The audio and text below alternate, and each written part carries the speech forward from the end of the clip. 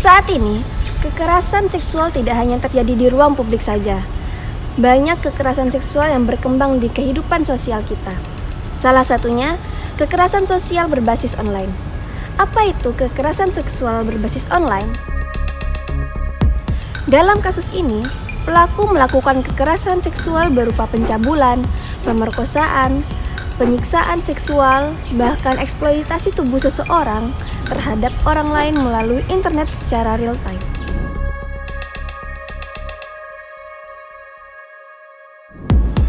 Cyber harassment mengancam seseorang dengan menggunakan teknologi. Cyber harassment merupakan suatu tindakan yang menggambarkan bagaimana orang yang terus-menerus mengejar orang lain secara online dengan maksud menakut-nakuti atau mempermalukan korban.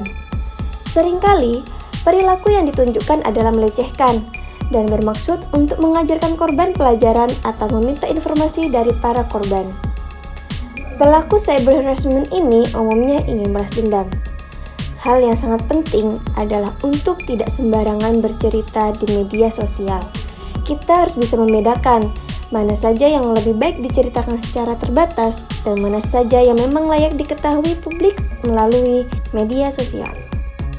Impersonation mengambil identitas orang lain untuk memalukan dan menghina korban. Selain ancaman penyebaran foto atau video, berpura-pura menjadi seseorang juga termasuk bentuk kejahatan seksual cyber. Impersonating adalah pemalsuan akun yang mengatasnamakan seseorang dengan tujuan pencemaran nama baik. Impersonating juga bisa dilakukan oleh fans yang obsesif.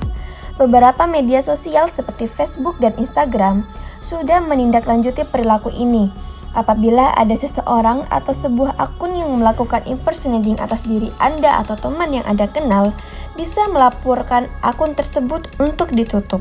Lalu ada cyber recruitment, memanipulasi korban untuk menggiring ke dalam situasi yang merugikan. Pelaku biasanya memanfaatkan kemiskinan perempuan dan kerentanan perempuan yang terikat dengan nilai-nilai patriarkal perkawinan. Kasus ini menjadi tindak pidana perdagangan orang dengan modus baru, yaitu menggunakan media sosial untuk melakukan rekrutmen. Sexting, pengiriman gambar atau video porno kepada korban. Sexting adalah kegiatan mengirim, menerima, atau meneruskan pesan seksual yang dikirim melalui internet, ponsel, atau elektronik lainnya. Pesan seksual itu bisa berisi ajakan seks, teks yang bersifat seksual, foto telanjang, ataupun video adegan seks. Setelah kamu mengirim foto atau video sexting, kamu akan kehilangan kontrol atas foto tersebut. Ia bisa saja membagikan foto itu ke temannya yang lain atau mengunggahnya ke internet. Jika kamu masih sekolah, gurumu bisa saja melihat konten itu. Hal ini bisa membuat kamu ditegur oleh guru atau parahnya dikeluarkan dari sekolah. Tersebarnya konten seksual di internet bisa juga membuatmu mengalami cyberbullying. Baik yang mengenalmu atau tidak, orang-orang di internet dapat meninggalkan komentar yang bisa membuatmu sakit hati dan tertekan. Kemudian ada morphing, pengubahan suatu gambar video untuk merusak reputasi orang lain. Morphing adalah tindakan mengedit foto dengan tujuan mengolok-olok.